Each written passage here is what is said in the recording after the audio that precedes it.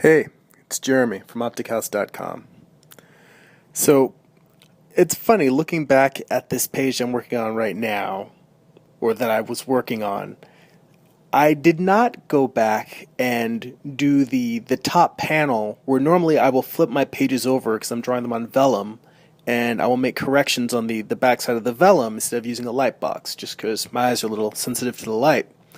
I did not do that for the top panel because there was just so much, perspective in there with all these different buildings and figures that it would have been unreasonable for me to go back and redraw them all. But knowing that when I do these rough layouts, that's one pass. Then when I flip them over and make corrections, it's another pass. Then when I print out my rough corrections onto Bristol board to ink, that's another pass.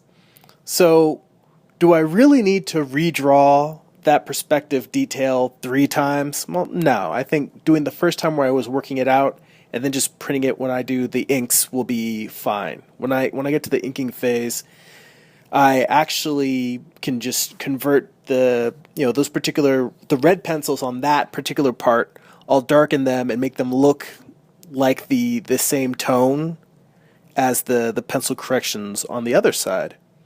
And I'll just flip that so that the whole page will be seamless and it'll look like I went and redrew them in pencil when really I'm just copying over the same image. So that's a little bit of a time saver there. And to be honest, I wasn't thinking that I was going to do that. But by the time I finished doing the perspective on that page, I was like, okay, I'm not drawing all this again. And I shouldn't necessarily even call this page call this video a drawing video. I should call it an erasing video. Because the panel in the bottom left of Gabrielle, I just drew her and redrew her and redrew her, and at first the proportions weren't right, then the perspective wasn't right, then her body posture wasn't right, and I tend to do that a lot with the layouts, where I'm trying to get just the right tone, get the character pose just right. That's what this phase is for. This phase is for working out the nuances of what I want in my final page. So, it's fine to go ahead and erase and redraw and erase and redraw.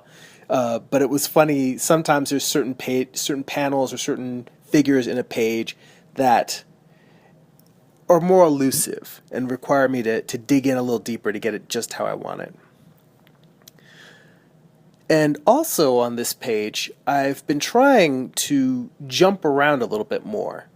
Not necessarily when I'm doing the pencil part, but when I'm doing the red pencil, like when I'm doing the graphite pencils, not so much. When I'm doing the red pencils early on, I try to block in the figure, or I'm trying to block in the figures a little more loosely lately. And then I can go through and add details once I get the figures placed where I want. Sometimes you get caught up if you have one figure that you like, when you're just going straight through and you're like, oh, well, now this figure's locked in place. But let's say that later on, when I'm drawing a different panel, oh, this figure doesn't really make... The figure that I drew previously that I really fell in love with, that pose may not work as well if conjunction with what the character has to do in a later panel. So it might actually be better, or it behooves me, to at least rough in the placement and the perspective, even if it's just a stick figure, of all the panels on the page, then come back in and work in the details. Work out, the angle of their shoulders, the gesture that they're making, the facial expression. So that, the whole thing is more like carving an image out of ivory, like you're carving a statue. You get the rough proportions down, and then you slowly build the details all together so that it makes a kind of a cohesive unit.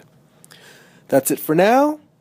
Check out my website, optichouse.com, for a bunch of comic books, graphic novels, and artwork. Go be creative.